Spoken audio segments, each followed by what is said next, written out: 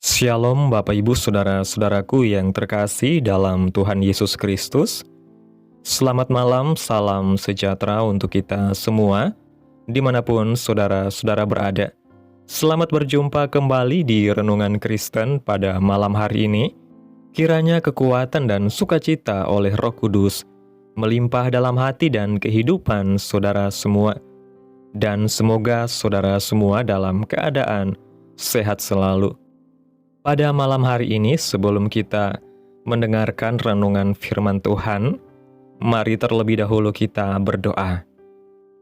Segala pujian, syukur, dan hormat, serta kemuliaan bagi Allah Bapa kami yang kudus dan kekal, Allah yang mulia dan ajaib, Bapa di dalam kerajaan sorga, Bapa yang kami panggil di dalam nama Tuhan Yesus Kristus. Kami mengucap syukur ya Tuhan oleh karena pertolongan-Mu di sepanjang hari.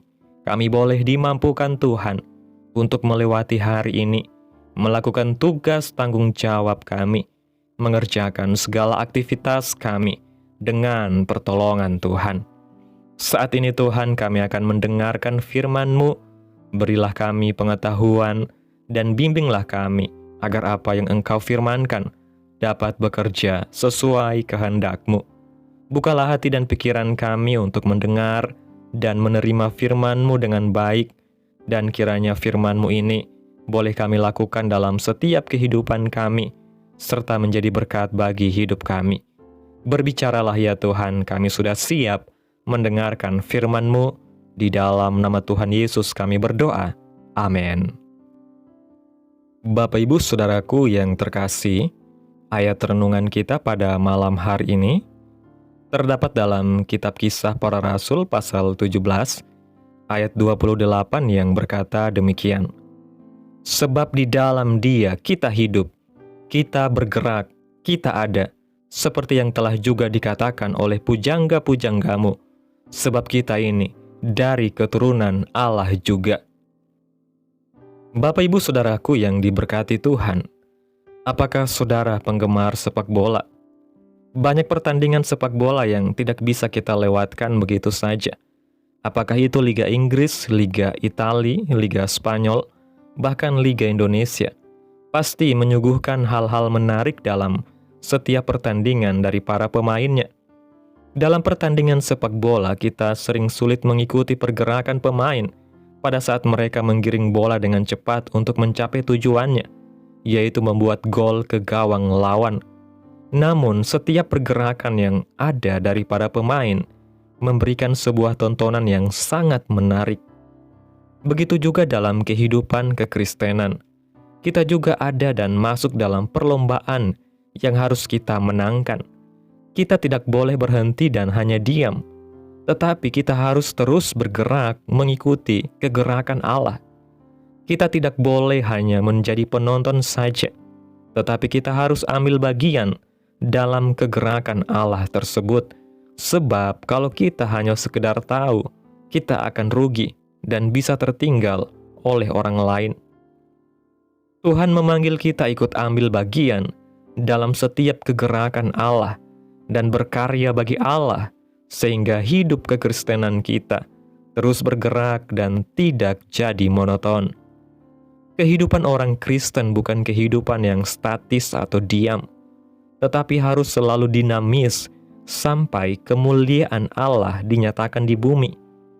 Tanggalkan segala beban yang menghalangi dan merintangi kita untuk kita melangkah agar hidup kekristenan kita dapat maksimal, karena Allah memberikan kepada kita masing-masing kemampuan yang khusus. Dalam kitab Ibrani pasal 12 ayat 1 dan 2 mengatakan, marilah kita menanggalkan semua beban dan dosa yang begitu merintangi kita dan berlomba dengan tekun dalam perlombaan yang diwajibkan bagi kita. Marilah kita melakukannya dengan mata yang tertuju kepada Yesus, yang memimpin kita dalam iman dan yang membawa iman kita itu kepada kesempurnaan. Mengapa sebagai orang Kristen kita tidak boleh statis atau diam?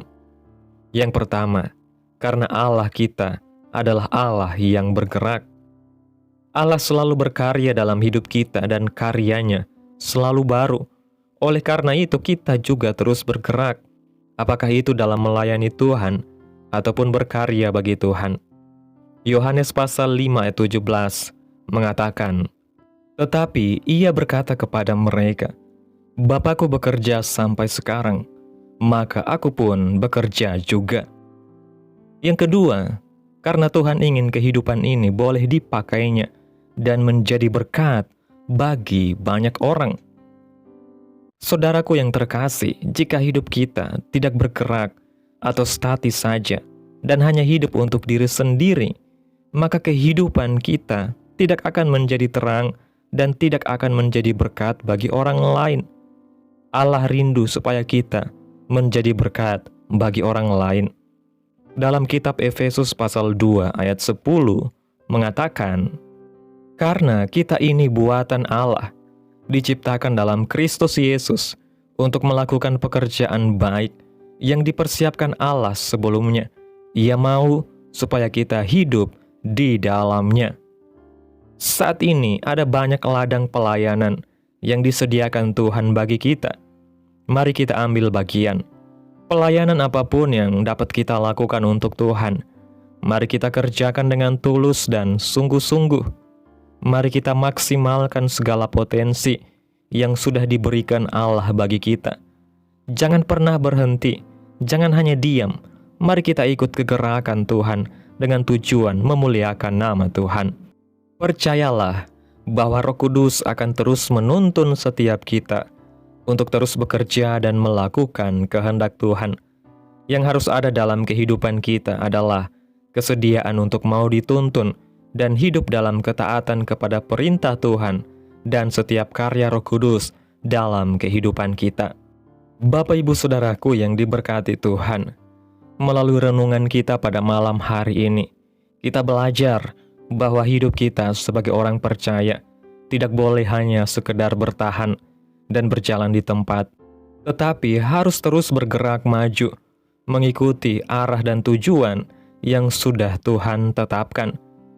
Ketika Rasul Paulus menyampaikan khotbah di Areopagus, ia menegaskan bahwa di dalam Dia kita hidup, kita bergerak, kita ada. Ayat ini menyatakan dengan jelas bahwa keberadaan kita tidak bisa dipisahkan dari Allah. Artinya setiap langkah, setiap aktivitas, bahkan setiap detak jantung kita, sesungguhnya hanya dapat berlangsung karena kuasa Allah yang menopang kita. Oleh karena itu, jika Allah sendiri terus berkarya tanpa berhenti, bagaimana mungkin kita sebagai anak-anaknya membiarkan hidup kita diam, statis, dan tanpa arah? Kita tidak dipanggil untuk sekedar bertahan hidup, tetapi untuk bergerak maju dalam iman, berlari dalam perlombaan rohani, dan terus menghasilkan buah bagi kemuliaan Allah.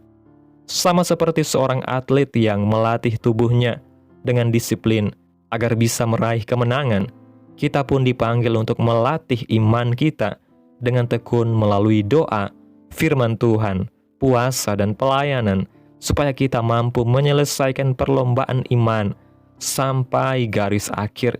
Hidup yang berhenti bergerak berarti hidup yang kehilangan arah, tetapi hidup yang terus bergerak dalam Tuhan adalah hidup yang penuh dengan tujuan, pengharapan, dan kemenangan. Ketika kita mau terus bergerak bersama Tuhan, kita akan menyadari bahwa kehidupan ini bukan hanya tentang kita sendiri, melainkan tentang bagaimana Allah memakai hidup kita untuk memberkati orang lain. Dunia ini penuh dengan orang-orang yang sedang terluka, terpuruk, dan kehilangan harapan. Jika kita berhenti dan hanya hidup untuk diri sendiri, maka cahaya Kristus yang ada dalam diri kita tidak akan pernah menyinari mereka yang membutuhkan terang. Tetapi jika kita bergerak, terlibat, dan melayani, maka kita menjadi saluran kasih Allah yang mampu mengubah hidup banyak orang. Melalui senyuman, doa, perhatian, pelayanan kecil maupun besar, Tuhan dapat bekerja dengan cara yang ajaib. Itulah sebabnya Paulus menulis dalam Efesus 2 ayat 10 bahwa kita diciptakan dalam Kristus Yesus untuk melakukan pekerjaan baik yang sudah dipersiapkan Allah sebelumnya. Artinya, setiap langkah hidup kita sudah memiliki rancangan ilahi yang penuh makna, dan tugas kita adalah menanggalkan beban, melawan dosa, dan bergerak maju dalam panggilan Allah supaya rencananya nyata melalui hidup kita. Jangan biarkan rasa malas, takut, atau rasa tidak layak menghentikan kita, sebab Allah tidak pernah memanggil orang yang sempurna, tetapi Ia memampukan orang yang bersedia. Jika kita bergerak bersama Roh Kudus, maka setiap potensi yang Tuhan tanamkan dalam diri kita akan dipakai untuk hal-hal yang besar. Gerakan Allah dalam hidup kita tidak hanya membawa kita kepada tujuan rohani, tetapi juga mengajar kita untuk selalu hidup dalam ketaatan dan kesediaan dipimpin oleh Roh Kudus. Tidak ada seorang pun yang bisa memenangkan perlombaan iman dengan kekuatannya sendiri, karena kita membutuhkan Roh Kudus untuk menuntun kita di setiap langkah.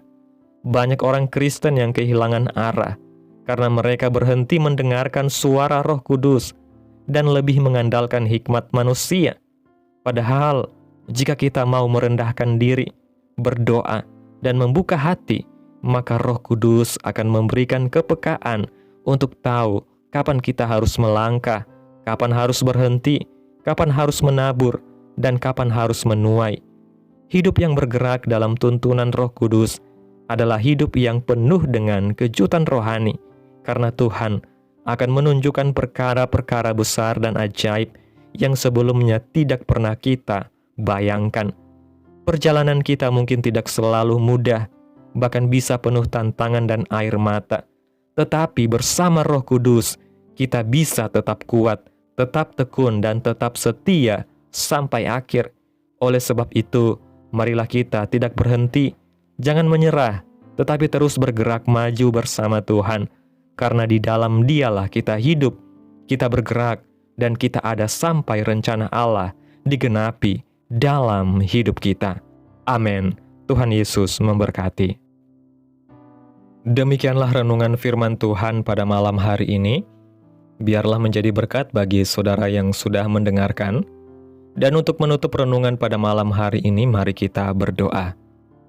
Segala pujian, syukur, dan hormat serta kemuliaan bagi Allah Bapa kami yang kudus dan kekal, Allah yang mulia dan ajaib. Bapa, di dalam nama Tuhan Yesus Kristus, kami bersyukur atas pertolongan-Mu, penyertaan-Mu, juga atas kasih dan berkat-Mu dalam hidup kami. Kami berbahagia dan bersyukur atas kebaikan Tuhan dalam kehidupan kami. Terima kasih buat penyertaan-Mu Tuhan di sepanjang hari yang telah kami lewati hingga pada malam hari ini. Kami boleh bersyukur lagi di hadapan Tuhan melalui doa dan renungan pada malam hari ini. Terima kasih buat firman-Mu pada hari ini ya Tuhan. Terima kasih karena Engkau telah mengingatkan kami bahwa di dalam Engkaulah kami hidup, kami bergerak, kami ada. Kami bersyukur karena hidup ini bukanlah kebetulan, melainkan sebuah panggilan untuk terus berjalan dalam kegerakan-Mu. Ampunilah kami bila seringkali kami berhenti, malas, atau enggan untuk taat.